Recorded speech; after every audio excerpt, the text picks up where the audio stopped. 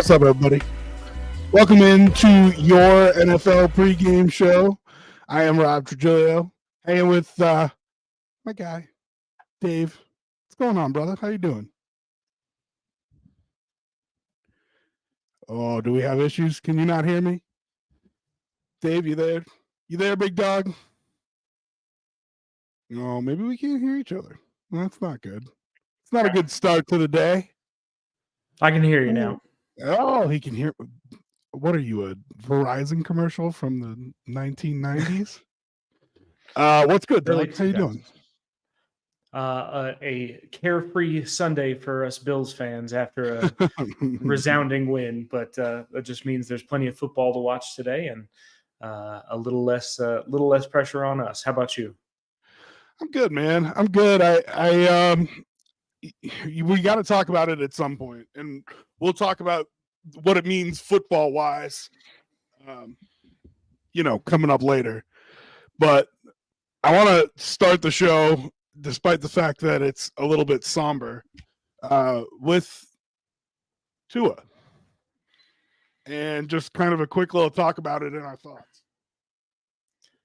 Well, I mean, you got a guy who's 26 years old, just got the bag, had a history of concussions, and not just like wake up a little dizzy or stand up and kind of, I'm not, not stable.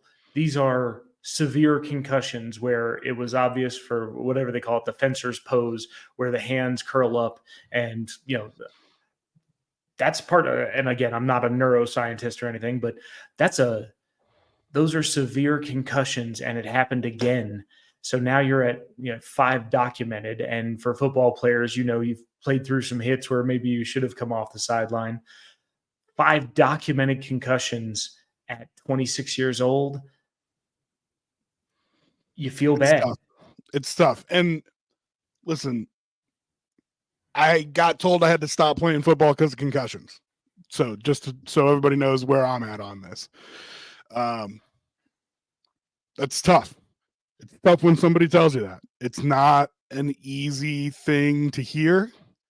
It's a dream that for me, I was chasing for a decade. For him, he's been chasing for probably close to 2. 2, yeah. And to just get told like, hey, you made it to the highest level, but you can't do this anymore. Right. That is not as easy as everybody makes it sound like it is. It's not as easy to hear. It's not as easy to say. It's not as easy to believe. And so when people are like, yeah, but you're talking about your life. And when you're in that situation, this is your life. You know what I mean? Like so someone who loves him needs to sit him down and tell him he needs to stop playing. 100%. And that's not, of course, anytime somebody gets hurt on Twitter, 90% of the people are like, prayers up to whoever, and I hope they recover quickly and blah, blah, blah. And then you've got the shitbirds on Twitter who automatically say, good, he shouldn't be playing. I'm glad he's hurt. That's just not. I saw less of the trolls, not to say that there aren't trolls. Yeah. But I saw less of the trolls for this. Like, I felt like people legitimately were like. But as a Bills fan, like, I get no joy in that. I actually like when we have a kind of a competitive rivalry with somebody. I don't want it necessarily to be what the Patriots had with us for 20 years, just getting stomped. But that was the first decent quarterback they've had in a while. So it was good to see, some potential there. They were building a team, but like from a business perspective, the Dolphins gave him the bag. I'm not sure if I were a general manager, I would have taken that risk, but it's also a quarterback driven league. So what do you do? Not pay your quarterback? Storgio says that's why I switched to goalie back in junior high. Like, we'll get to the football part of it in one moment, but like, this is a conversation that every athlete has in different ways and at different times. But it's the one thing in our athletic lives that we share with Peyton Manning and Mario Lemieux and whoever else, right? This is the one athletic you get told you can't do it anymore.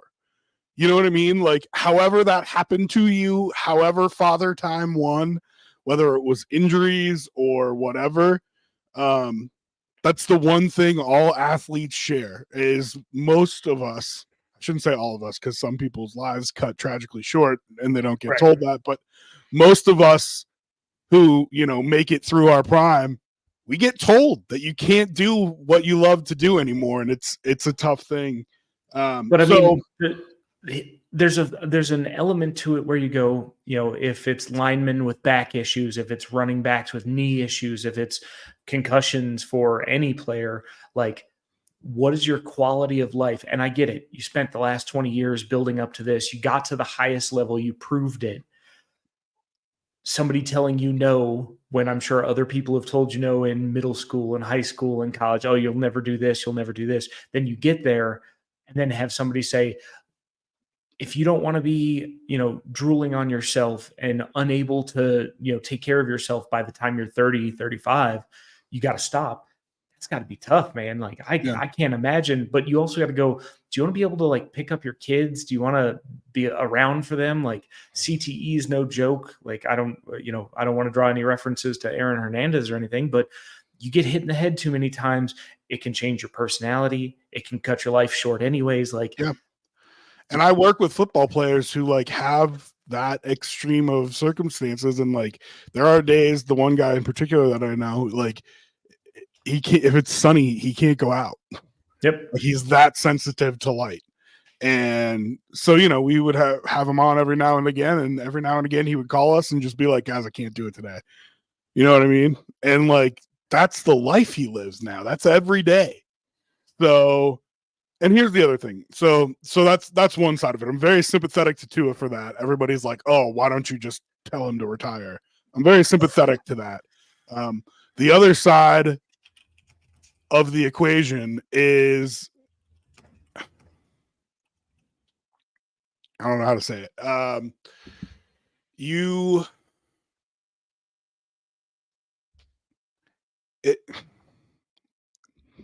I'm trying to pick my words very carefully. Yeah. As you can tell.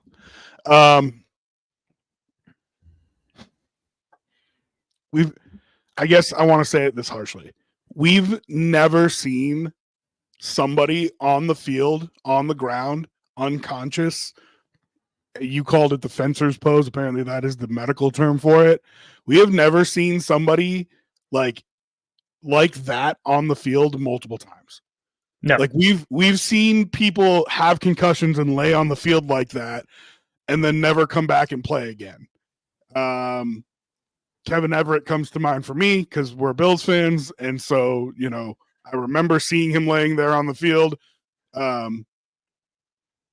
Same, you might see it happen to somebody one time. And then they never play football game again. Right. You know what I mean? We have watched Tua have an episode like that. I was going to say 3. What was the 4? I mean, so it was his first when he got knocked backwards and hit his head, curled up. Yep. Then it was what? Was that 2 weeks later? So next week. It was a Thursday night. Yeah, they put him back in. Found even more ridiculous. Yeah, first hit just got hit again. Maybe it is only 3. Yeah, and then this next game against the Bills, and like full on. Yeah, you know what I mean. And so, you know, you see that happen to a guy like one time, then he comes back and it never happens in his career again. You're not so worried.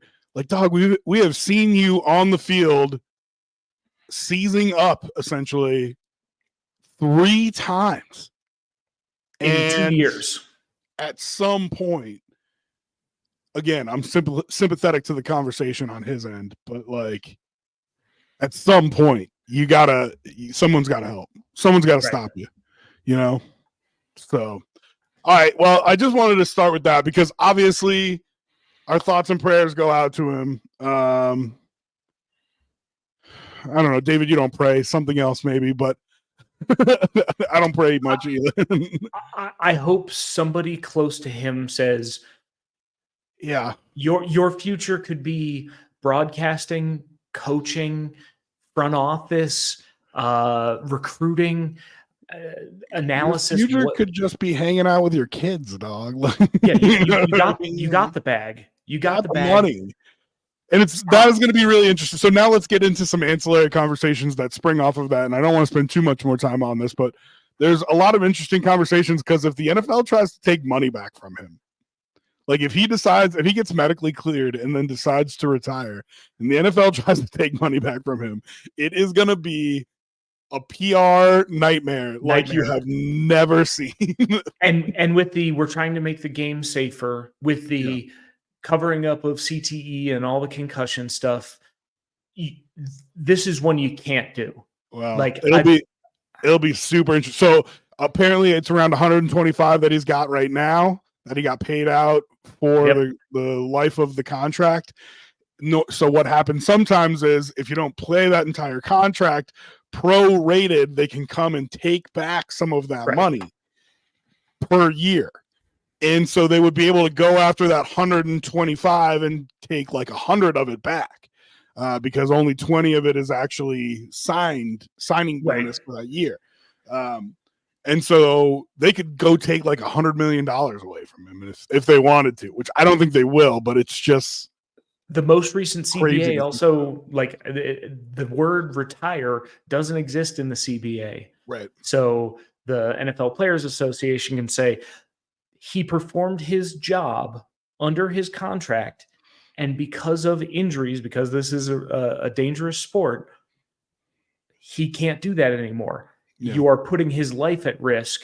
And don't get me wrong, I think he and the Dolphins need to work out, assuming he retired, they need to work out an injury settlement where it's $50 million, which is generational wealth. Not that 25 million isn't generational wealth, not that 5 million isn't generational wealth. And it's not like he already didn't make all the money in his first contract, but like come to an injury settlement where nobody's happy, but everybody's okay with it.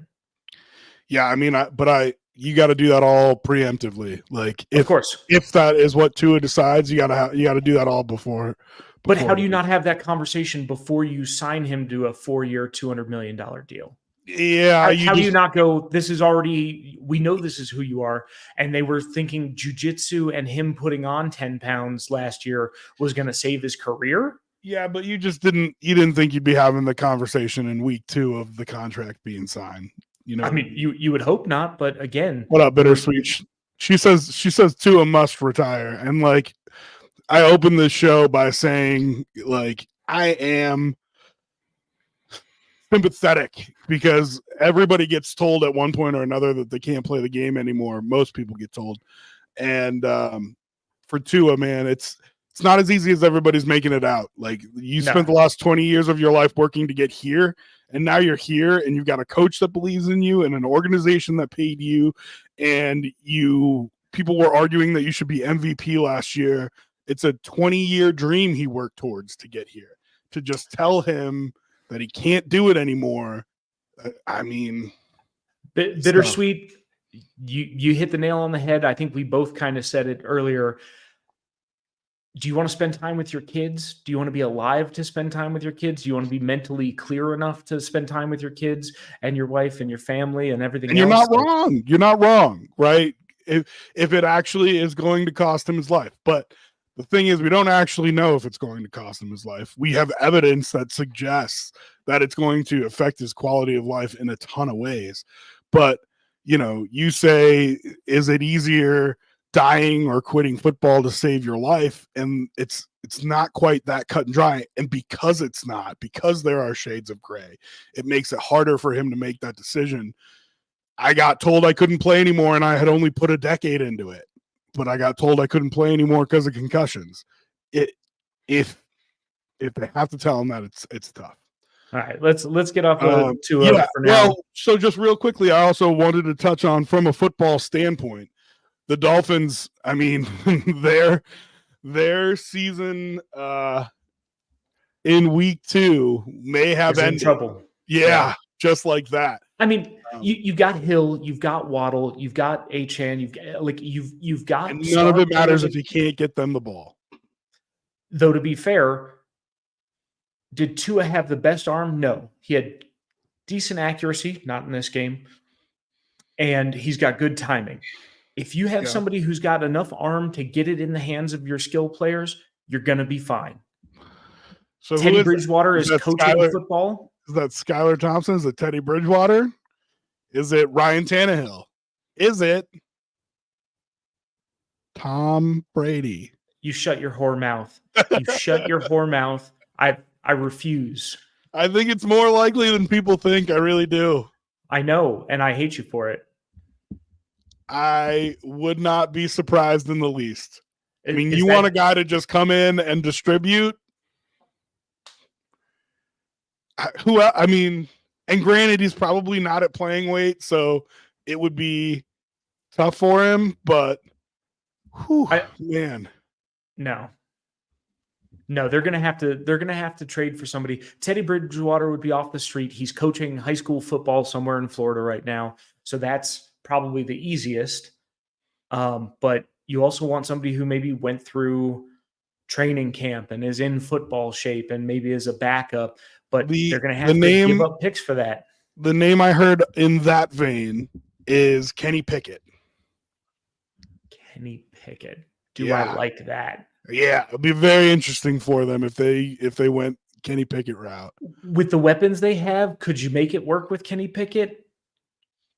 Yeah. Would you take him over Skylar Thompson? I probably would. I mean, I hear you, buddy. It's just it'll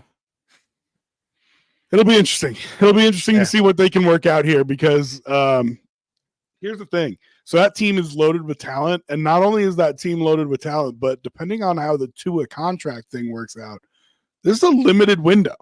Like they went into this knowing they paid everybody. They paid everybody, and at some point that is going to come home to roost. And if you are chalking this up as a lost season, you got to try to fix that sooner rather than later. Which means trade everybody. Well, not everybody, but trading some of those bigger cap hits and trying to get them the dead cap to hit before you really get into trouble, right? I mean, Hill, Waddle, Ramsey, Teron Armstead, all paid. Tua paid. Jalen Phillips got paid. Didn't he? So you've got 7 people who have been paid kind of got paid money. Oh, Jesus. Right. That's what I'm saying. Like they are, and they were doing it because Tua was on a rookie contract, and then they gave him a big deal, and now you don't have him anymore. And like again, if you're just hopping in, we are sympathetic to the human side of the Tua thing. We spent 10 minutes talking about it earlier, but the football side of things could get real ugly for the Dolphins here real fast when this was a season that they were flagging as we're going after it kind of thing. So yeah, interesting, tough conversation to have, but what a way to start an NFL Thursday night. You know what I mean? And if you're the Bills, you just took a AFC East opponent, dismantled them, and Josh Allen had to do almost nothing. 19 passes, like not a whole lot for him to need to do. You had good run game and great defense. Let's get into the Sunday games. Start with the early games, yeah? Yeah, I got a new thing I'm trying here so we're just gonna edit on the fly. You know what I mean? Ooh. Yeah, let's see what we can do. How's that look? No, I don't like that. And for the bettors out there, this is my first season betting, and last week went pretty well. We're picking. Oh yeah, tell everybody how you did there. I think I missed 3 or 4, though I did put a little extra money on the Broncos spread and kind of won back a little bit of the loss there. But overall, did really well. I know, Rob, you did well. We are using BetMGM. That's just so we were on a consistent level with spread and kind of risk analysis for each of these bets. Ken, does that look as crappy to you as it looks to me? That doesn't look great, but you can see it clearly. So let's just go for it. I can't see it clearly, but it is my screen. So All right, You well, didn't we'll log do in, that. though. As long as you can see it all right. Yes, sir. Yeah, it looks all right. All right, let's do that. Okay. So going into the week here, there are some incredible matchups this week. There are also some real duds.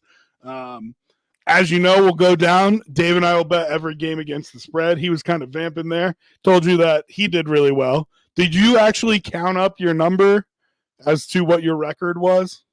I didn't, but I can do that here in a second. Well, that's because you suck. That's true. I, on the other hand, went 12-3 over the weekend. Ooh, baby. And I hit 2 middles too, which means my picks this week are absolutely going to be shit. Don't listen to a single pick I have this week. You did too well. Yeah, I undoubtedly will go 5-10 this week. But a good start to the year. And I think here's what I think that says. I only made a couple picks last week that the three of us were like, oh, you're taking that team. So what that says to me is I think the NFL is a lot of what we thought it was this year. You know what I mean? Like these teams, maybe the Bengals were the one big surprise. And I don't even think the Bengals were that bad. I went back and watched that game. The outcome was not good, but ball punched out on the 2-yard line and a turnover. And you know what I mean? It's just, I don't think the Bengals were as bad as everybody else, as the score indicates that they were, Yeah, it was, there were a couple games where that Cincinnati game, everything that could have gone wrong for Cincy went wrong for Cincy. Muff punt, ball coming out in the end, right at the end zone. Who's there? Oh, Cincy had the touchdown called back where Mike Gesicki had it in the corner of the end zone. It looked like he caught it, and then on the replay, you see he bobbled it. There were just some games that were like, I can tell you, I definitely lost that New Orleans game. That was gross. That game. I am Carolina, so it is what it is. I'm still not willing to admit the Saints are good. No. If you watched this pregame show last year, I am a staunch Saints hater for no reason other than I don't think they're very good. But I mean, we'll see. Maybe I'm wrong. All right, so let's start with Raiders and Ravens. Raiders getting 8.5 points. This is I like to point this out because this is a better thing. West going to East, right? So from Vegas to Baltimore, an 11 o'clock early game. Start, it feels like a 10 a.m. start for them. You know what I mean? Right. Now, listen, these guys are finely tuned athletes. Should it affect them that much? No. Does it affect them a little bit? I think so. I think it does. Not a lot of injuries. I was scouring the injury report, so not a lot going on there for either team. 8.5 is a big spread, but again, a West Coast team coming to the East Coast for an early game.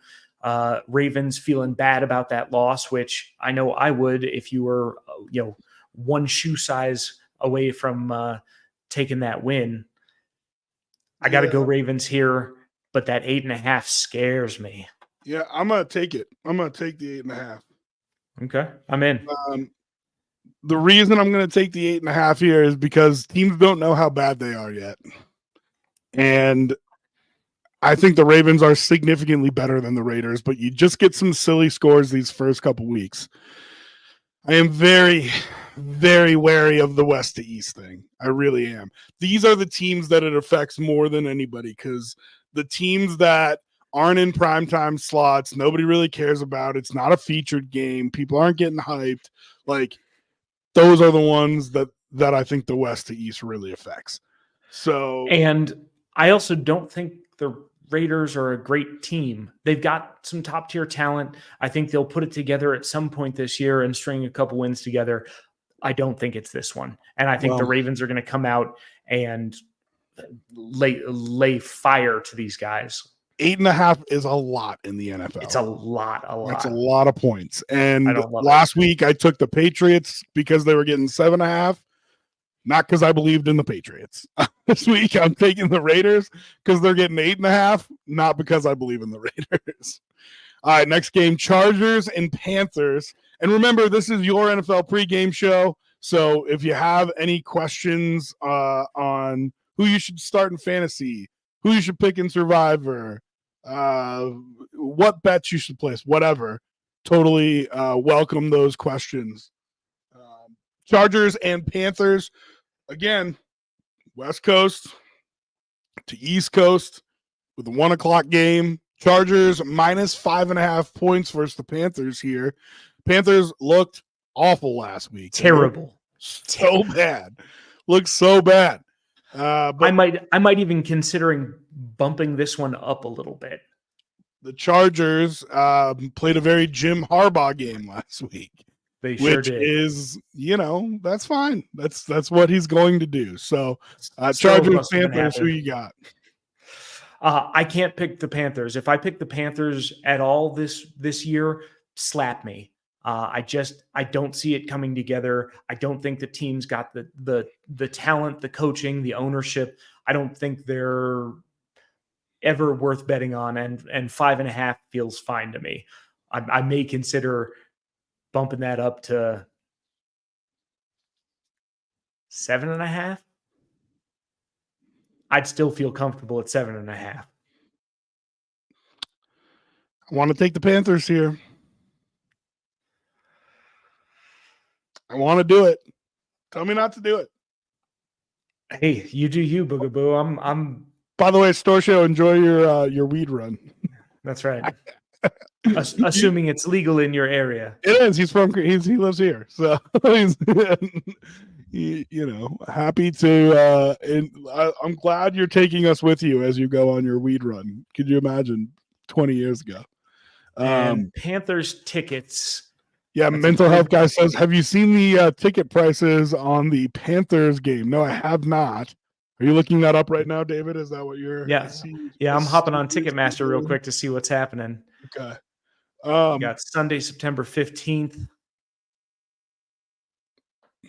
with the VIP tailgate. I hate Ticketmaster. I bet you there's a $6 ticket somewhere. Bet you there's a $7 ticket somewhere.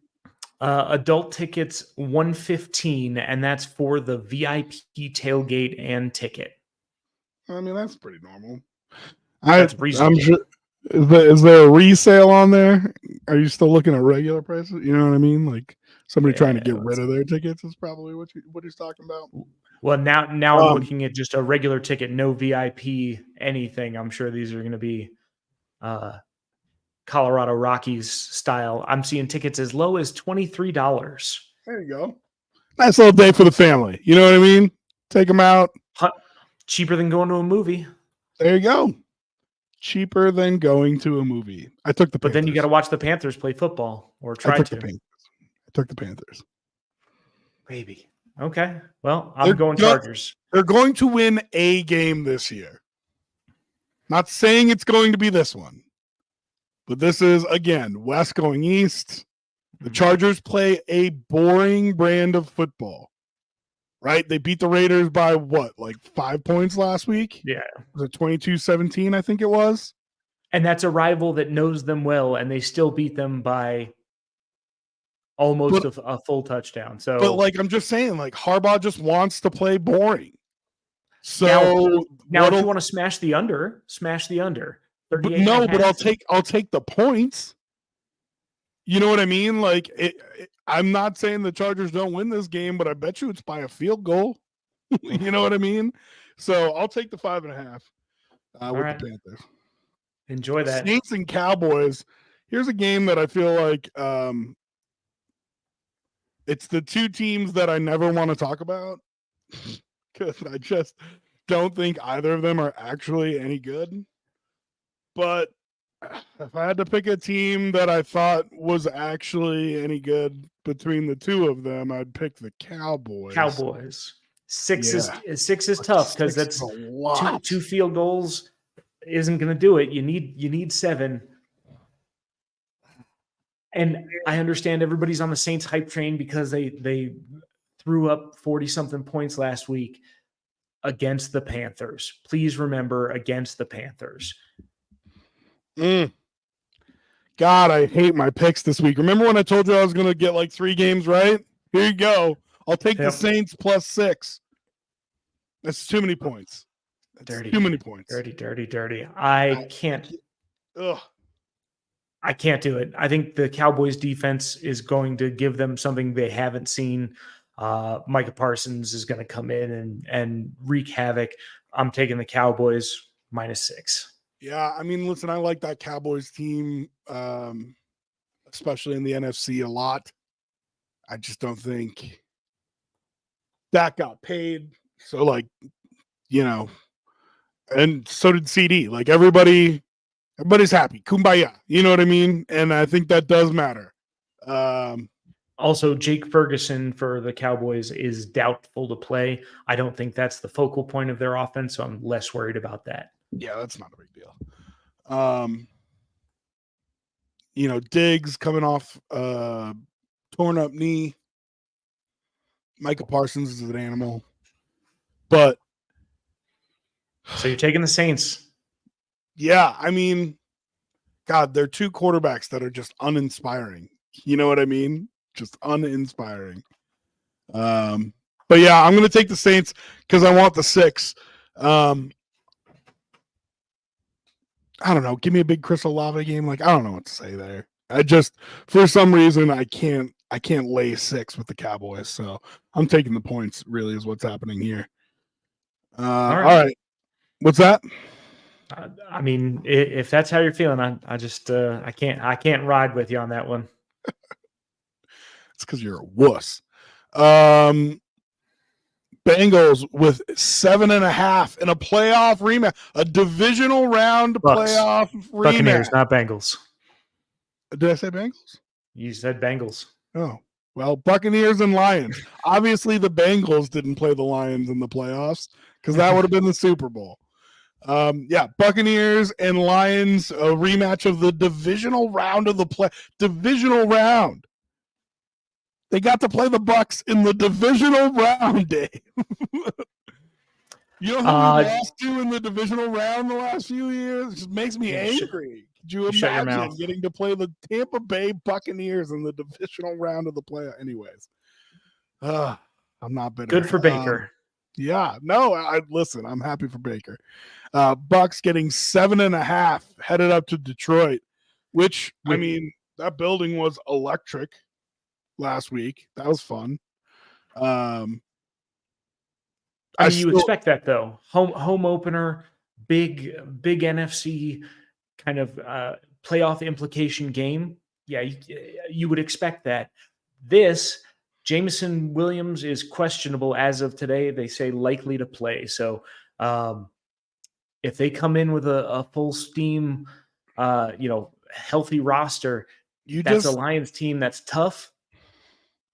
With these quarterbacks, they can have a them day, and it means 2 totally different things.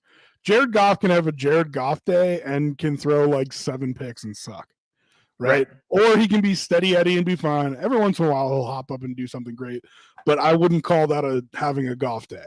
Having a Goff day is when he has a bad day. Baker Mayfield can have a Baker day, and when Baker Mayfield has a Baker day, that is a good thing, right? He's lighting it up, right? He lights it up.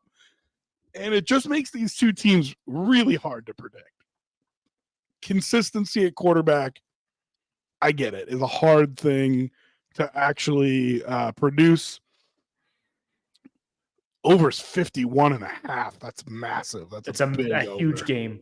But I will say the Buccaneers have one thing that the Lions don't right now, and it's a lack of expectation.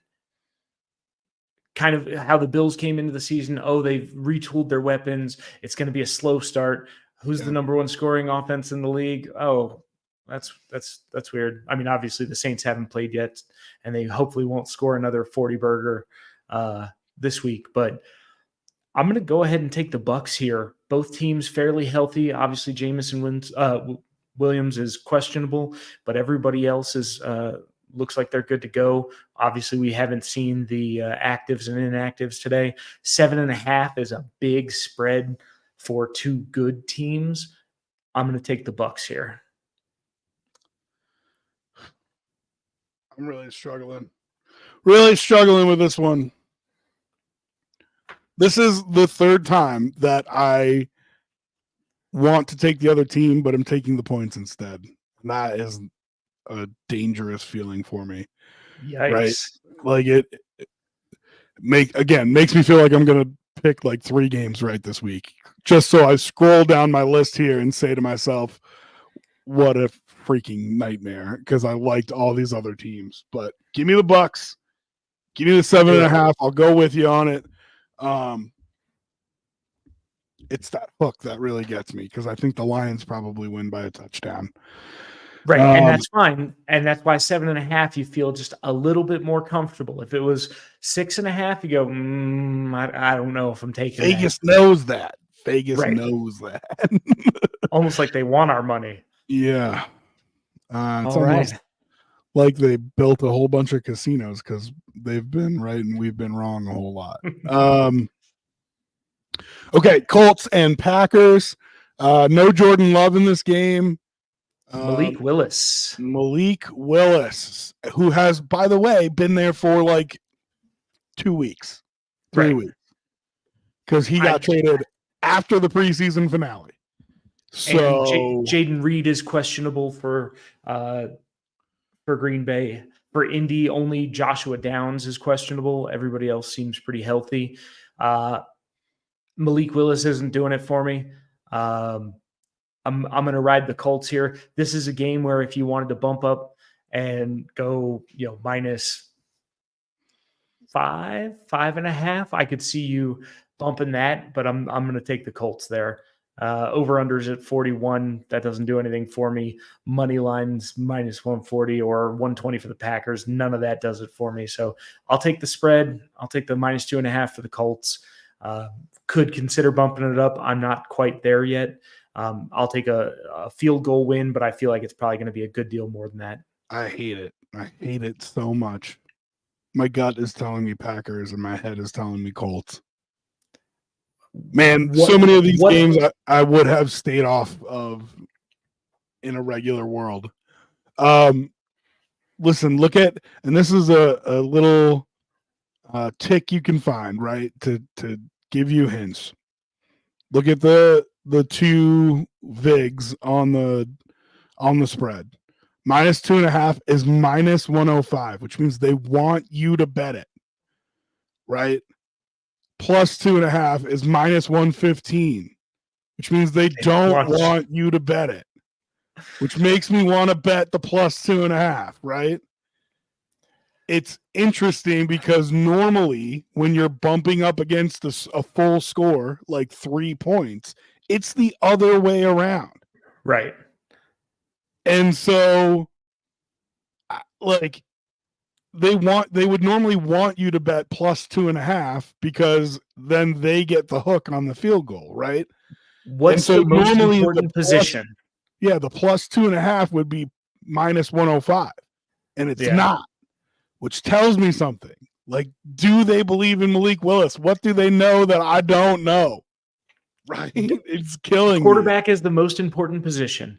Right now, there's no stability for them at quarterback. They have some good skill players. They got a run game, and they've got a defense. I 100% get that. But if everything else was equal, hide a guy for a game. Yes, is the answer to that question. Yes, is the answer to that question. So you're taking the Packers here? I'm really thinking about it. I mean, so one of us is going to wind up absolutely shitting the bed this week. One is going to turn out okay. You've gone against the spread a lot this week. This may be your week. Maybe you come in next week and just go, don't worry about it. It's just a little. Here's the thing. I don't trust Anthony Richardson much more than I trust Malik Willis. And so then if you go to coaches, then it's time on task. Anthony Richardson has been in the system, has been there. Even when he was injured, he was around the building. So there's consistency there that I'm going to take over Malik Willis coming in a couple weeks ago, assuming he's not going to play, having to jump in, week 2. Come on. But if that's what you're going for, If you're feeling froggy, leap. I'm taking the Colts. No, I'm taking the Colts. I'm going to Okay. take the Colts. I'm going to lay the 2.5. I just feel like I'm going to get torched on that one, and then next week I'm going to yell at you for it. You're allowed to. You're allowed to. Because you talked me into it. All right. Browns at Jags. Wow, Deshaun Watson is washed. Holy Terrible. Get my Charles Barkley out. Terrible. I mean, but when was the last time he played meaningful football? I mean, he did last year. He did last year. He just wasn't good when he did that either. Yeah. And then, they thought that was shaking off the rust. It's not rust. It's man. And that contract just looks worse and worse. And they're thinking what we thought about Vaughn with the injuries. You're like, maybe if this, arrest, or maybe if this legal trouble, really does something, you might be able to get out of some of that contract. For a fact the Cleveland front office is going, please, somebody show up with something that means we can cancel this contract. I said it last week. I'll say it more emphatically this week, even though I said it pretty emphatically last week. The Browns season depends on when they get the balls to bench Deshaun Watson. I mean, that's it. 100%. It's the only, they have an incredible defense. They've got decent skill positions. Their O-line is good. Man, it's just, are you going to bench his ass? Do you have the balls to bench his ass? Because if they do it this week, you can still save the season. And this is why they brought in all those quarterbacks. This is why they had so many on their original roster. Because I think, what's their coach's name? It just flew right out of my head. Oh, not Sirianni. No. Why is this happening to us? Because it's early on a Sunday. Jesus, man. Stefanski, thank you. I think Stefanski knew that Watson was washed and was like, I need options at quarterback. And it's probably a fight he's having with ownership of, I need to bench the guy. And they're probably saying, you are not benching the guy. You've also got David Njoku out and Nick Chubb on IR. So I don't love that. That +3 for the Browns doesn't really do it for me. Doesn't do it for me either. You got a team with the Jaguars who should have won last week. If Javon Holland hadn't punched out the ball at the goal line from Travis Etienne, that game is 2 full touchdowns ahead with 3 minutes left. The next play after the recovery in the end zone was that 80-yard bomb to Tyreek Hill. Not to say that couldn't have happened on the next play, but they would have been down 2 touchdowns. So yeah.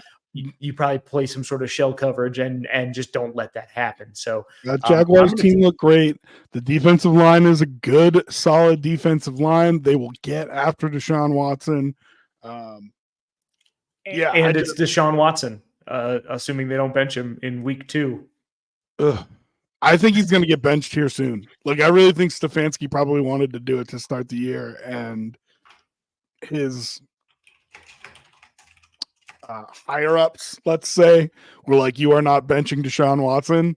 I think if he has another game like he had last week, that he gets benched at halftime. Because, I mean, I'm taking a look at when Cleveland's bye week is. Bye week is week 10. That's too late. You've already wasted a season. I'm saying he does it. I think he might do it this week. You know what I mean? Really? I think he might bench him at halftime. If he plays like he played last week, I think he might bench him at halftime. Okay. So, but we're going Jags -3. Yeah, I think we're both on Jags -3 there. All right. For me. Niners and Vikings. Vikings had a decent showing. I mean, listen, we knew they were a decent team. The problem was quarterback. You know what I mean? Right. But Sam Darnold didn't have to do much. She looked fine. Jordan Addison is out. Minnesota's missing Jordan Addison at wide receiver. TJ Hawkinson's on the pup. And obviously McCaffrey's out for a while on IR. Yeah, that was the news of the week. That was the news of the week, is that McCaffrey goes to IR.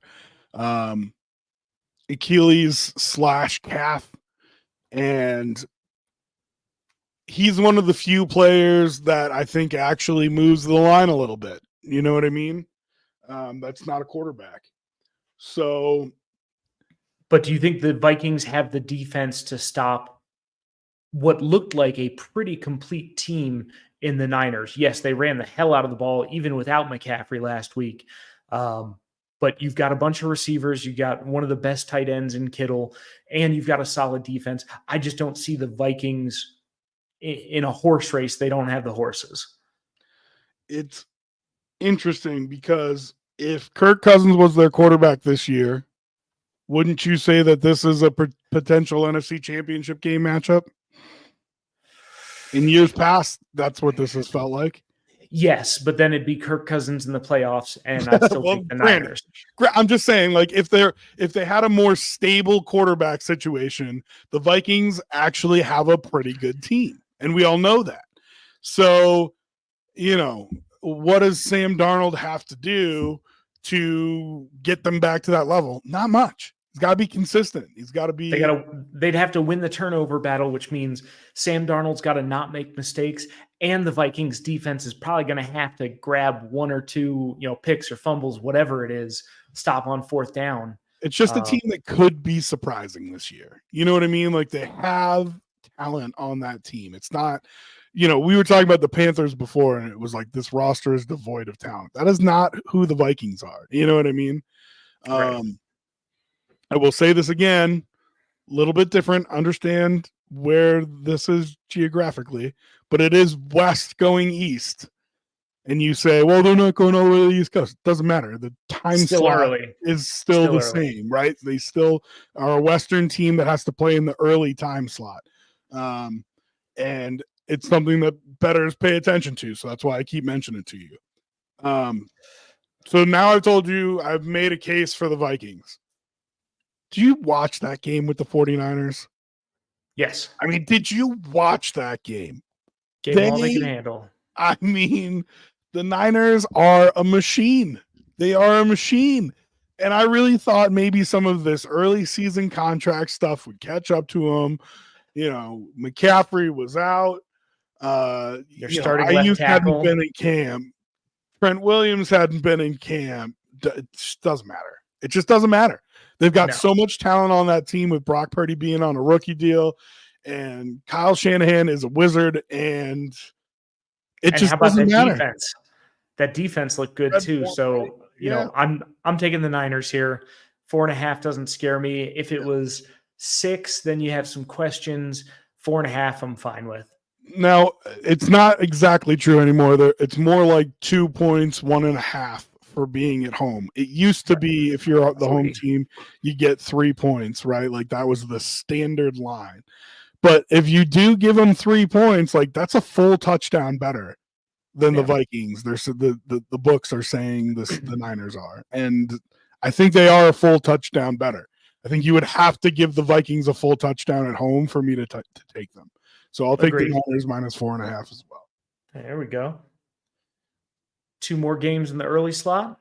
Yeah, I mean, listen, the darlings of week 1. Jesus. The darlings. Our good friend Dana had plenty of fun watching the Patriots beat the Bengals. Now they get their home opener. Hey, guess what? I'm going to say it again. West going to East, Seattle coming across the country to play the Patriots in New England, and they're hanging 3 points. David, I'm going to do it here. This is where I'm the Patriots again. This is where I'm taking the home dog. Why? Why are you making me do this? Why? NFL? Why? I'm coming with you. Vegas? I'm coming with you on that train. Why are you doing this to us? I'm taking New England plus the points. I also didn't think Seattle's win last week was against a very good-looking Broncos team. I think the Broncos are better than people think. I think they have the ability to, but I don't think Seattle looked very good. I think on offense, they were shaky, and their defense was okay. The Patriots looked pretty good. They were super opportunistic. Again, Cincinnati, anything that could possibly go wrong in a football game for Cincinnati went wrong. And in the Patriots' favor, they come out with a win. That's great. Let's be clear. If they played that game 10 times, the Patriots lose 9 of them. Okay. They don't play it 10 times. They play it once. Right. And so now you've got a team that's coming off a high for a home opener. And here's the thing. That team, that Seattle team, I feel like is not a high flying team. No. They hired a defensive coach because they wanted it to look similar to what Pete Carroll did. Right. And so what happens when you have games like that are slugfests? Well, first of all, your team has to learn how to win like that. And they did win last week.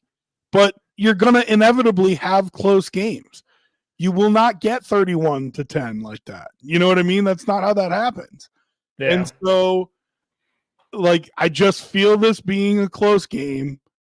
I think the West to East matters here. I feel like these two teams are going to play defense and run the ball. It's going to be real boring like the game last week for the Patriots was. Yep. And at most, the Seahawks win by a field goal at the end. Could be wrong, but I just this has all the makings of a game I don't want to watch. You know what I mean? You know, this is not going to be fireworks. This is not going to be acrobatic catches. This is going to be ground and pound. You know, the clock's going to run fast. The game time is going to be 2 hours and 23 minutes. It's just going to be handoff, punt. Maybe you catch a couple decent plays, but I have no interest. I will take the home dog here and go with the Patriots. God help us all. I hate that I have to do it. And the thing is, they want you to bet that too. They want you to bet Patriots +3. I don't know why. -105 on that.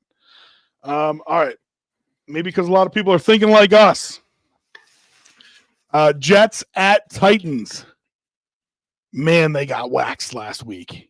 I mean, against a very good team. I will say, Rob, you were 100% right last week. You said, you know, when it comes down to making that one play, you actually trust a very old Aaron Rodgers to use his brain, to use his arm. He had some great passes. That middle of the field touchdown pass in the third, you went, still got an arm, and he put it right on the money, and it was a touchdown. Aaron Rodgers looked okay. Jets defense got smoked, but against a team with a whole bunch of weapons. I don't know if the Titans are going to be that. Up 17-3 on the Bears and just gave it away. That has to be demoralizing. These are two teams that are coming off demoralizing losses in two different ways. And God, you never like to say this in week 2, but like it feels like Jets have to get this one. You can't in the AFC. I know there was a lot of preseason talk about, oh well, the Jets might actually have a shot at the AFC East. You go down 0-2 to start the season, especially if one of those losses against the Titans. Well, and you're not coming back from that. How it looks matters too. You know what I mean? Because like when we're sitting there with the paper schedule and we just write win, loss, win, loss, win, loss, win, loss. That's one thing, right? There's a feel, there's a vibe to these seasons, and it takes a really plugged in coach to be able to overcome the feeling of eternal dread that can build up in teams like this. Oh, yeah. The Jets didn't just lose in San Francisco. They got smacked. Worked. By NFL standards, they got absolutely run out of the building. And so that being said, I don't think Robert Saleh is a good enough coach to stem the tide of we're just the Jets. Aaron Rodgers might be a better leader for that. He has done it before. Relax, RELAX, right? Like he has done it before. And I believe that if a guy like that with that much experience tells the team, like, hey, we're going to be fine, blah, blah, blah, that maybe he can turn it around. But if the Jets go 0-2, like, I just think that's a big ask of Aaron Rodgers of hold this team together while we try to turn this around. You can't lose to the Titans. The Jets can't put themselves in that situation. And I then think you got to start. They have to have this one. Then you got to start asking: is Robert Saleh the right guy for this team? Defensive coach. They're already asking. Of course they are, and the Jets do that even if their team's winning. But you brought in this defensive coach, made him a head coach. You gave him what was arguably a pretty decent defense, and gave him a good amount of talent. And then obviously the whole Aaron Rodgers thing, we won't even get into that. But they've got some receivers. They got Breece Hall. Obviously, that first year he blew out his knee, so you call that maybe a wash. But you can't lose to a team like the 2024 Titans with the lack of star power. Yeah, but I don't think the Titans are horrible, but I don't think they're good. And I just don't think you can afford to let this one slip. You know what I mean? You need to beat teams you should beat. Titans are a beatable team. You need to win this game. If you go 0-2, I mean, don't get me wrong, my little heart will sing because it's the Jets. I mean, I was like, how much is it going to feel like that division is the Bills' division if the Jets lose to the Titans today? Week 2. And with what's happening in Miami. I mean, then you go, oh my God, is New England the second place team in the division? Nobody had that. Yeah. So what are you going here? Jets -4 because they need it, right? I'm taking the Jets and I'll lay the 4 points. I think they figure it out. The 4 might be a little bit too much for me. I'd feel a lot better if it was 3 because I feel like I'd at least get a push out of it, but I'll still lay it. What about you? I'll take the 4. I'm taking the Jets. This does feel like a must win as much as people throw that term around.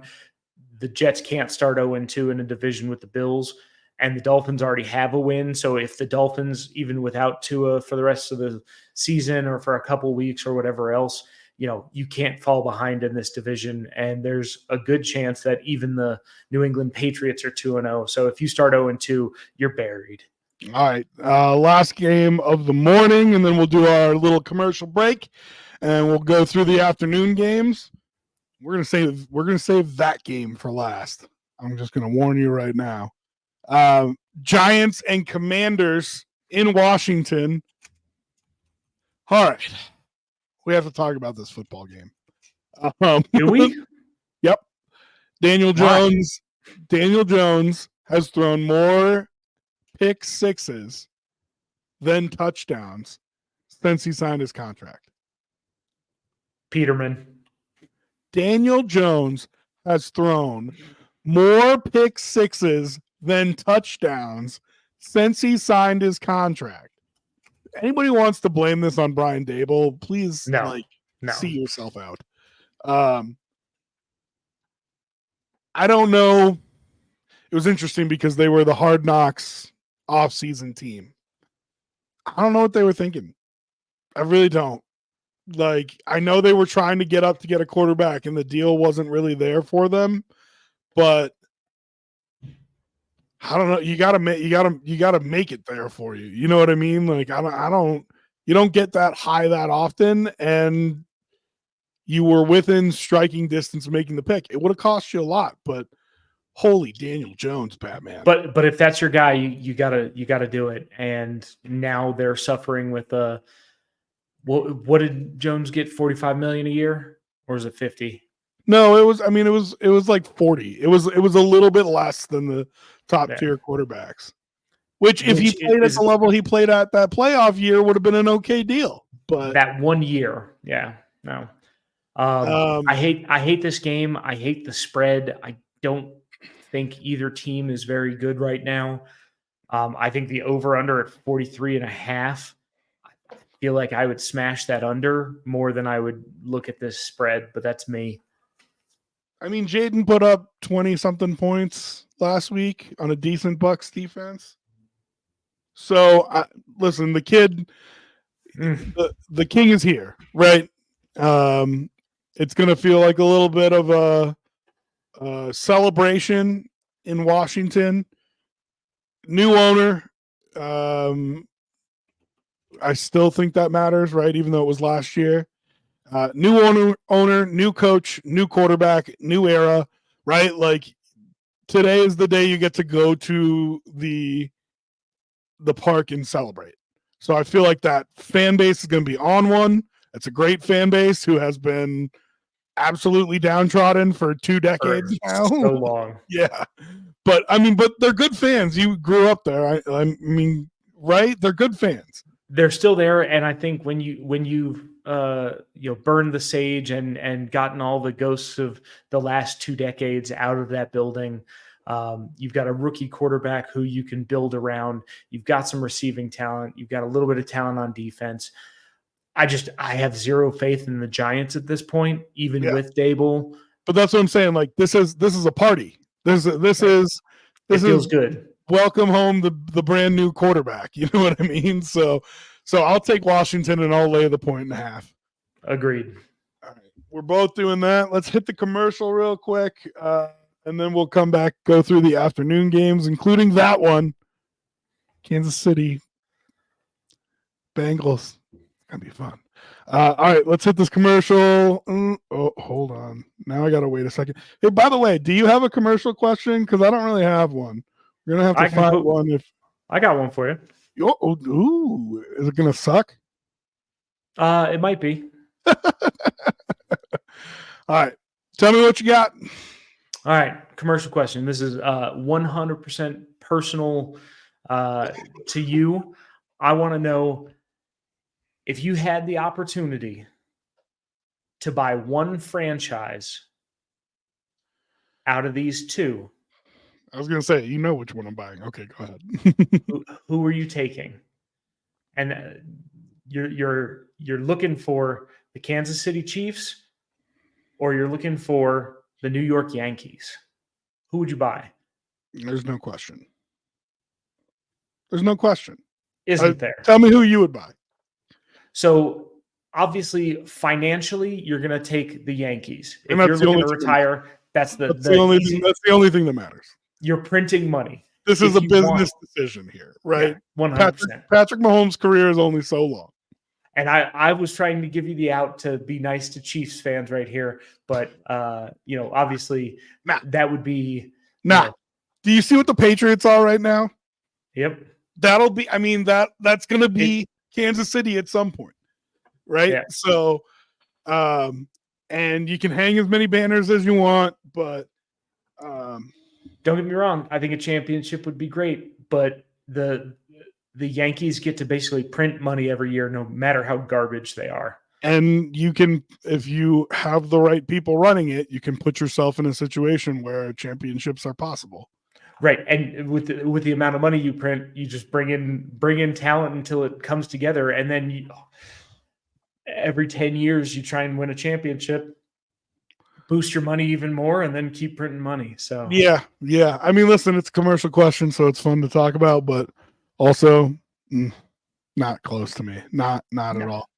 I think though it's an interesting question of which, like, for the first time in history, I think you'd rather be a basketball player than a football player.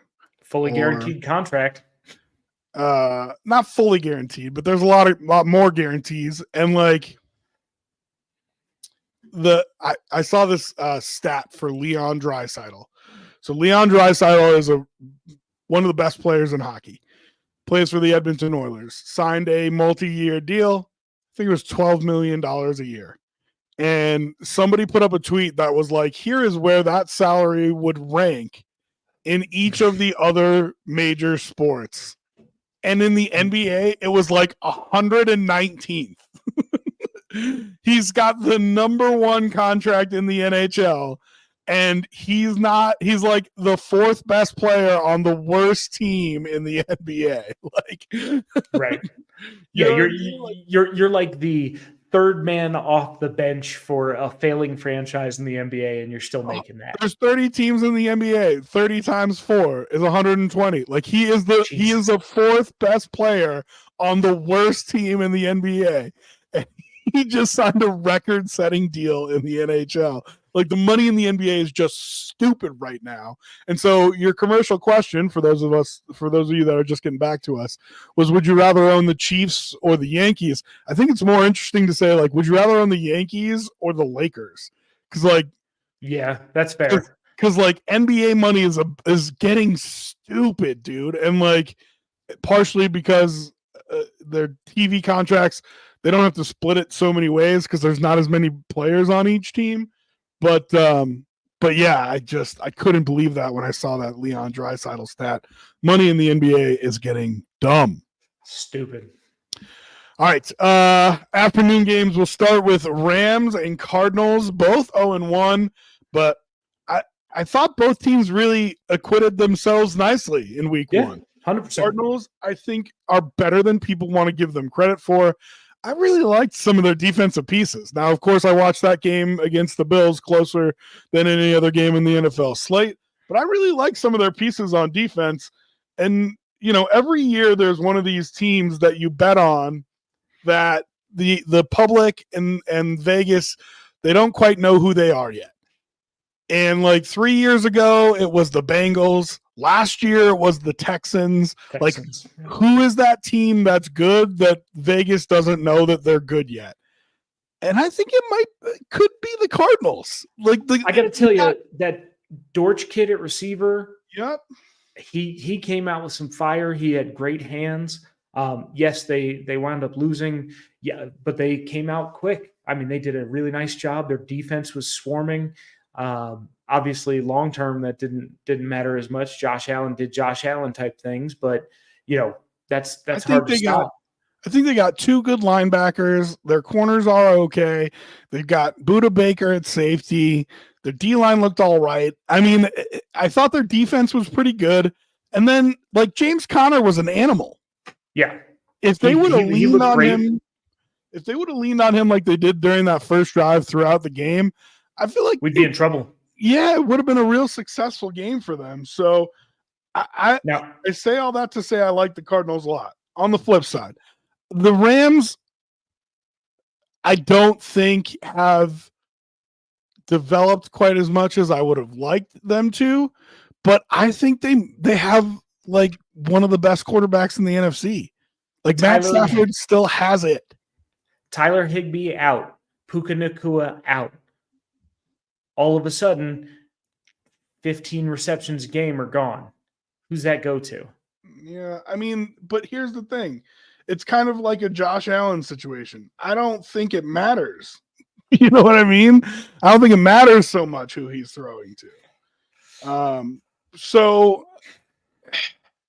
listen, that's a lot to put on a old-ass Matt Stafford. I get it. I think the Rams will be okay. That said, I think they start 0-2. I'll take the Cardinals. I'll lay the point. I just think Kyler Murray, I think people want to make jokes about Kyler Murray and Call of Duty, and he hasn't been a successful quarterback in this league, and I like their coach, and I think they figure it out. When he scrambled on the Bills last week, he did well. James Conner and that offensive line, if, like you said, if they had leaned on him that whole game, now you're talking a different score at the end of that game. Does that mean they would have beaten the Bills? Maybe, maybe not. I don't know. I think with the Rams injuries, and you know, Cardinals at home, I'm going to go ahead and take the -1 with the Cards. Again, might not be a great game to watch, but I agree. I think the Cardinals. I think it will be. I think the Cardinals are more fun than people think they are. I think they can be. They need to put it together, but I'll take the Cardinals in this one. Okay, this one we're saving. That one we're doing last. Dun, dun, dun. So we'll go to Steelers and Broncos. The terrible towels coming to the Mile High City. Steelers -2.5 for a Broncos home opener. I think we have confirmation that it's Justin Fields, right? Yeah. So listen, the Broncos had a couple injuries. Nothing I'm overly concerned about. It sounded like Garrett Bowles is going to play. Do you have the report there? I didn't see him on the list, so I believe he's going. Okay. So yeah, I mean, listen, I don't know how many weeks I can beat this drum, but I'm going to keep doing it for now. I think the Broncos are better than people think that they are. And we talked about Mike Tomlin last week. Like, we talked about it in terms of that Atlanta game. And I kind of said, like, Atlanta's the team that won the offseason, and Mike Tomlin beats that team on week 1 all the freaking time for some reason. I don't know why. They didn't even score a touchdown, man. They didn't even score a touchdown. And I think this Broncos defense is better than the Atlanta defense, so I wouldn't be surprised if they do the same thing to them. And I just think Bo Nix had a rough first game, but there were signs there. Like, he made just a couple rookie mistakes, like things you would expect. But I also felt like there were things that he did. When you watch a rookie quarterback like that, for me, I'm not as much looking at the mistakes as I am the flash plays, the things that make a difference. And I felt like he had some really nice throws. He's got to have a little bit better decision making, but if that's his problem, then I feel like he can absolutely correct that. He's more he looks more athletic out there than I thought. He delivers the ball better than I thought he would. And like I said, I think the Broncos defense is better than they get credit for. So I think the Broncos win a home opener in Bo Nix's debut here in Denver. And I think it might be by a significant margin. So I will not only take the Broncos, but I will take them money line. I'll take them to win outright. Ooh.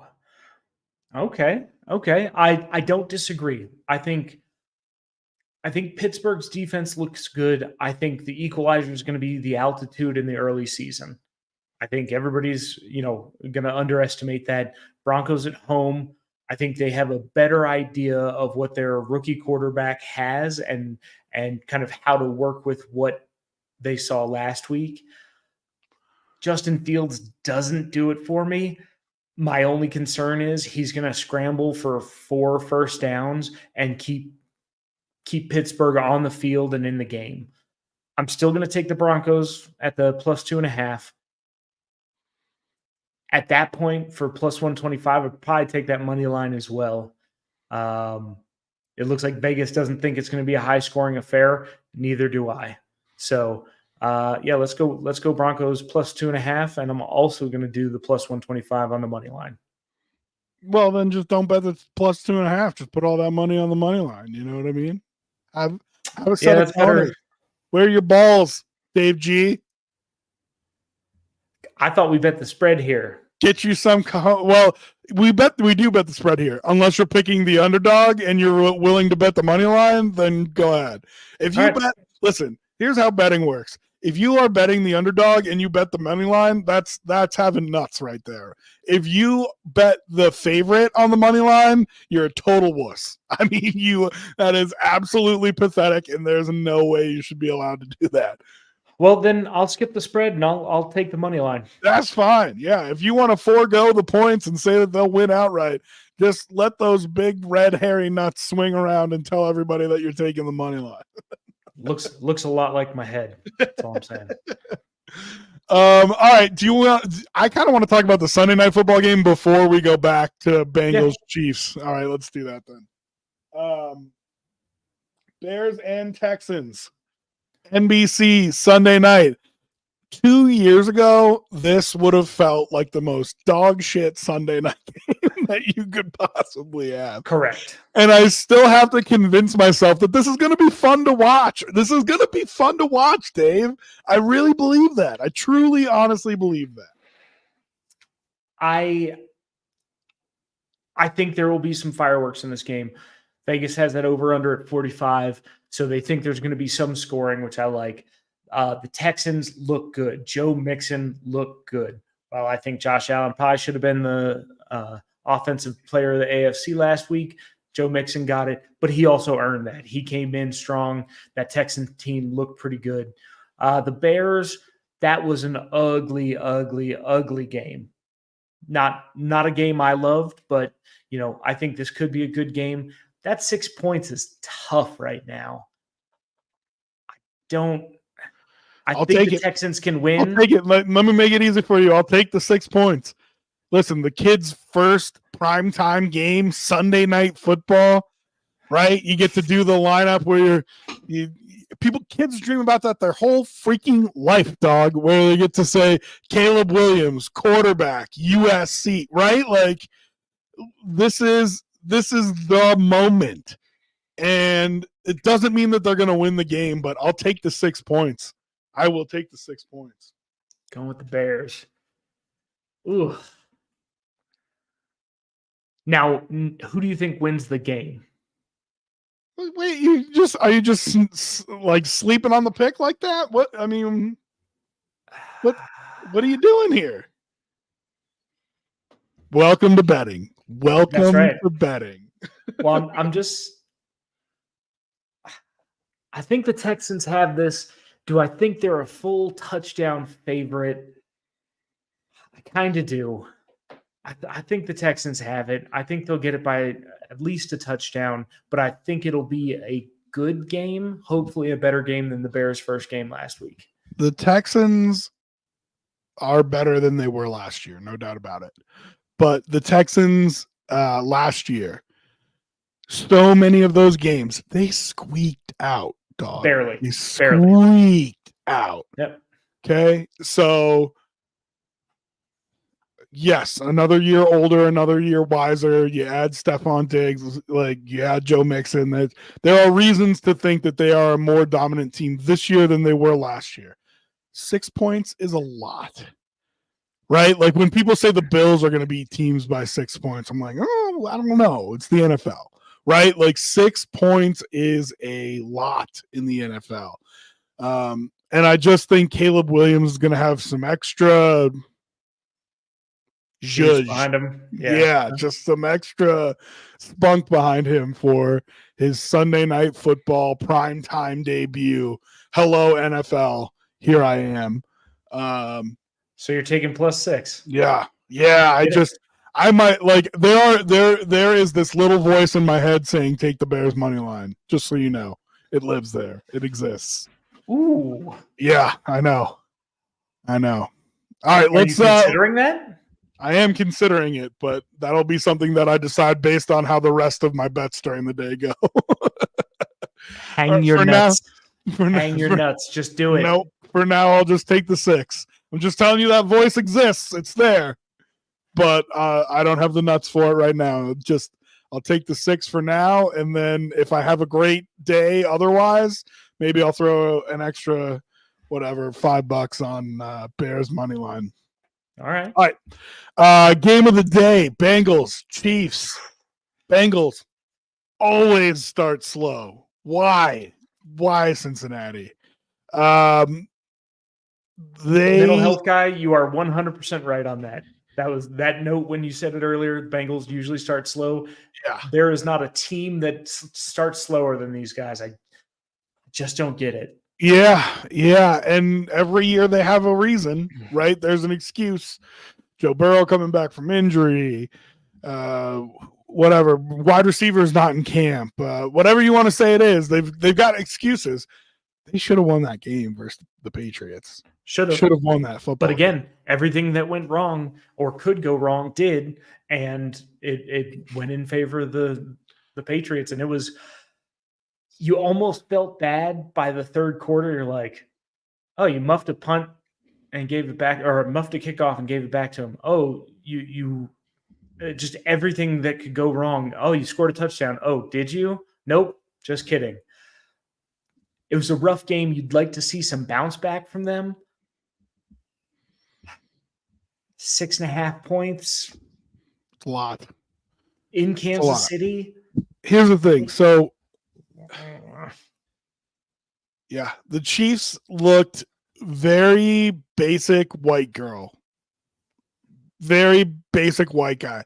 Like they are the person that you date and you bring home and you're like, hi, this is Ashley. Unoffensive, whoever. Yeah. Right. Yeah. Like, hi, this is Sven. And like everybody knows that they make, 6 figures and they're hot and it's annoying how good looking they are, but they're unspectacular. And that's what the Chiefs felt like to me. Unspectacular. They agreed. They and were, the Chiefs probably should have lost that game. but they were just good. Just know what good I mean? enough. Like, and that's what the Chiefs are, and that's what Patrick Mahomes was talking about in the offseason. Like he felt like they didn't have enough juice last year during the regular season. They needed to pay more attention. Like they just are good, and it's annoying. It's very annoying that they're just good and they just win games.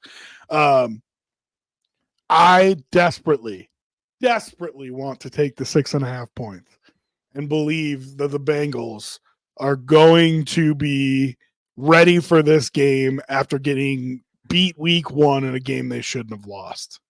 What about Gatorade Gate? Desperately. Did you see the video? I saw the thing. It was stupid. He did pick up the Gatorade bottle. Like, I don't know why people are freaking out about it. And then he squeezed it. You're like, yes, he's going to keep flexing that. Like I dislocated my hip in high school. I still like move it around just to move it around. Like, yeah, it happens. It's fine. He's fine. Now, any chance, do you see any way the Bengals come out and win this game? Oh, yeah, absolutely. Joe Burrow looks in midseason form. They win this game. When was the last time Joe Burrow looked in midseason form?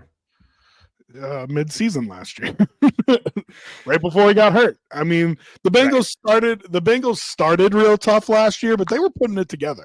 Like they were steaming back towards relevancy, and then he got hurt and forget it. But yeah, I mean, listen, I'm making a case for the thing that I don't really believe in. So let me walk back and just say, here's why I'm picking the Chiefs. Andy Reid on a bye week is the most dominant coach in NFL history. Give that man extra time to prepare for anybody, and he tears people apart. Correct. So it's not a bye week he's coming off of, but it's a mini bye. But it's a mini bye. Yeah. It's a mini bye. He had 10 days to stew and think about how he was going to beat the Cincinnati Bengals. And before that, he had 10 days that after the preseason. Right. So like really what you have is if he wanted to spend time on the Bengals, he could have spent time on the Bengals at the end of the preseason and then gone back. Like this is Andy Reid with way too much time to prepare to beat somebody. And so I will take the Chiefs. I will lay the 6.5. I don't feel great about it because I do think the Bengals are okay. Not okay in the sense like they're an okay team. Okay, like everything's fine. I think they're a good team, and I think the Bengals will prove that at some point. But I think the Chiefs win, and I think they cover. You? And the optimist in me wants to take the Bengals plus 6.5.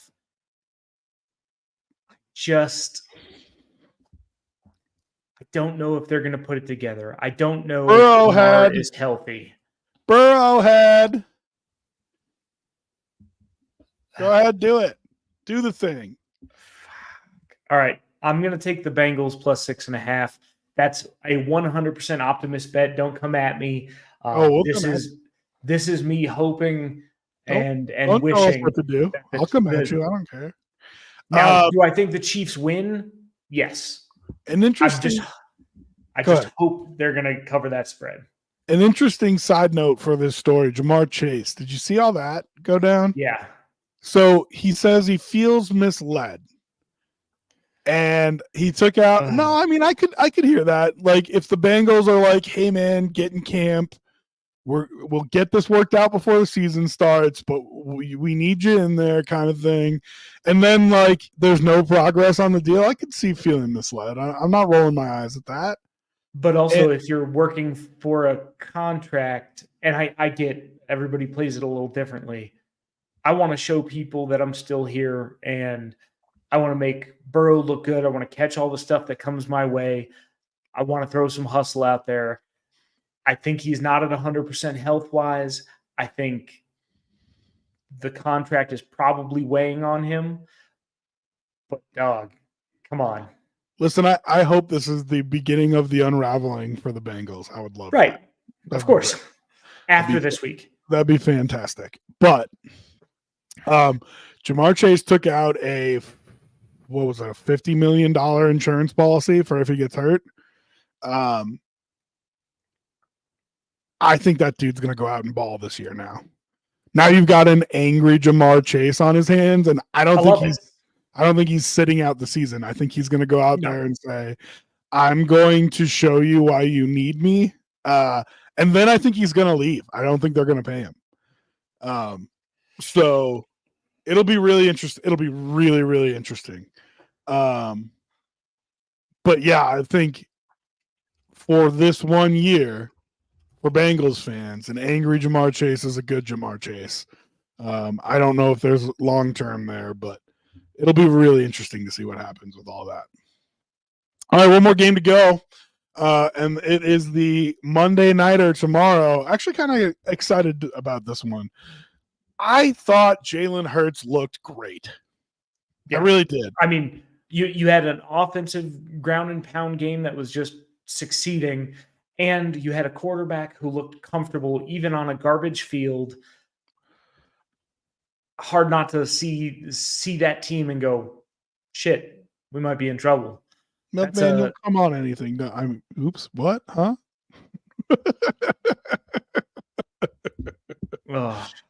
Look at Milk.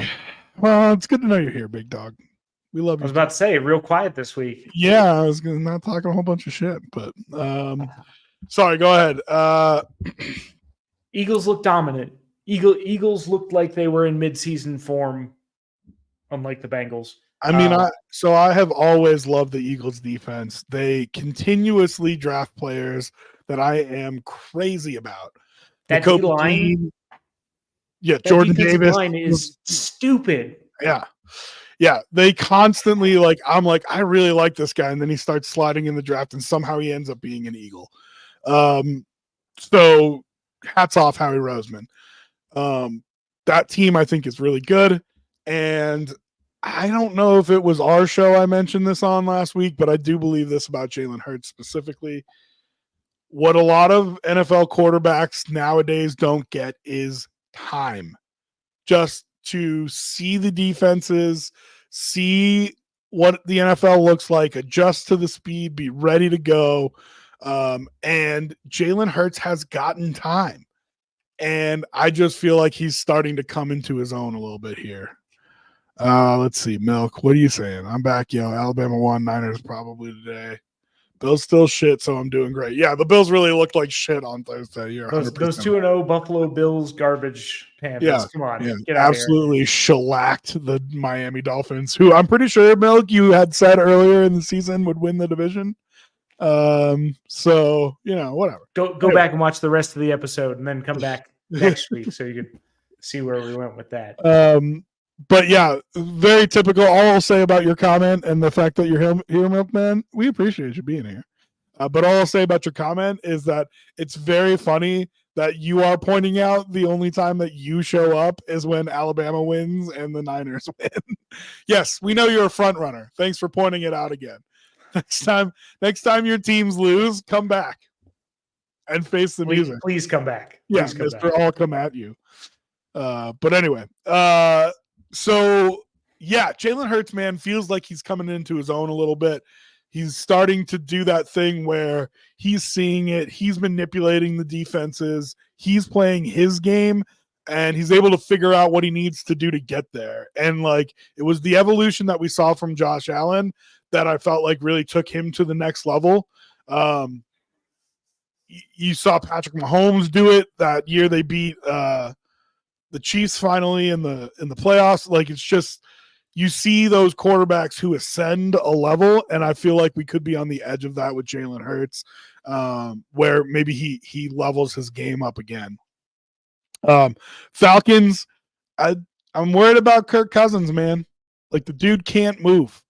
The dude cannot move. And maybe it gets better through the year as he gets in better shape, but it's tough.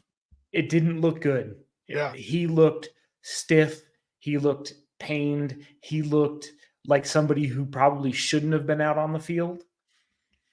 But do you jump to your rookie quarterback and give him time to rest up? I don't think it's out of the question. No, I don't think it's a time to rest up thing. I think if you get 4 or 5 games into the season and Kirk looks like that through all of them, I think you're thinking about going to Penix. If you don't have a quarterback, that offense doesn't run. Their defense is pretty good. Grady Jarrett, I like the fact that he's still doing stuff. I'll take the Eagles and I'll take the -6. I just don't see a way the Falcons are going to be able to play at that level with either a rookie quarterback or a very, very injured quarterback. Yeah, I love the Eagles. I don't love the -6. It is making me so. I heaped all that praise on the Eagles, and I do think they're that good, but 6 is a lot in the NFL. It really is. And with this is even less, I've said before, I've bet games just because of the spread, not because I like the team. That's happened like 3 games already today. This game, I'm going to be watching and middling this bet, right? So I'm going to take the 6, and I'm going to hope there's a point in the game that the Falcons get up by like a touchdown, and I can middle it and bet the Eagles. I like the Eagles a lot. I think the Eagles will win this game. But I'm going to take the Falcons in the 6 points because I feel like 6 points is too much. They're both -110. Nah, I'm still going Eagles. I don't have it. I'll take the -6. I just don't see Kirk Cousins based on last week. I wouldn't trust him to pick up a water bottle that Joe Burrow drops. He looked injured. Did you just ask Kirk Cousins to bend over? The fact that your mind went there says more about you than it does about me, brother. I know. I mean, you just made like a very drop the soap type reference. and Kidder 96, why would you want the Chiefs to win? Why do you hate us? Yeah, why do you want to make us sad? I mean, unless you're from Kansas City, I don't think there's many NFL teams that want the Chiefs to win. They're getting to the point of their dynasty that there's no longer any feel good stories there. Right? No, there are, and there's no we're underdogs and people are underestimated. Like the first Super Bowl they won, it was like, hey, the Patriots are gone. All right, and then the second Super Bowl they won, it was like Andy Reid is going to be considered one of the greatest coaches of all time, and I feel like the man deserves it. Happy for him. And then it was like good for not again. Not again. We have already gone through this, and we finally have a quarterback. I don't know. And now it's just there's no storyline that you can find that is anybody wanting the Chiefs to win. You know what I mean? Like, it's just not a thing. Not a thing. All right. That is your NFL Sunday pregame show. Let's see. Anything else before we get out of here? You got anything else, David? It's week 2. We get to kick back and watch some football without too much stress outside of these bets. And it's all that really matters is you and me, Rob. That is right. That is true. And big shout out to Sterling, who is not here this week. Yeah, but we're still on all his channels. So what's up, people on Sterling's channels? Boy, living his best life out in the OC. So I'm sure we'll hear more about that when he comes back. Yes, sir. Let's see. I've got hopefully we'll do a Broncos film breakdown podcast tomorrow night. Me and Coach Sanford, who I work with at Altitude Sports Radio. And then Sterls is supposed to be back Tuesday night to do a little Bills breakdown. And if you didn't watch our podcast last week, there was a very prominent Dolphins fan who was on our podcast telling us how much the Dolphins were going to win by. was And a rough when one. we left it, I said, listen, I'll be here next week. So if I'm wrong about the Bills winning, I'll be here. And he's like, I'm coming back. If I'm coming back, I'll come back on the podcast. I'm like, either way. He said either way. So if you want to come watch somebody eat crow, like Milkman never has to, come hang out with us Tuesday night. All right, Big Dog. Anything else? Nah, much love. Thank you all for joining us. Love to see even you, Milkman. Even you. Love to have you here. Even you, Big Dog. All right. We love y'all, and we'll catch you next weekend on your NFL pregame show. Make sure you at least come back for that one. We will see you later, team.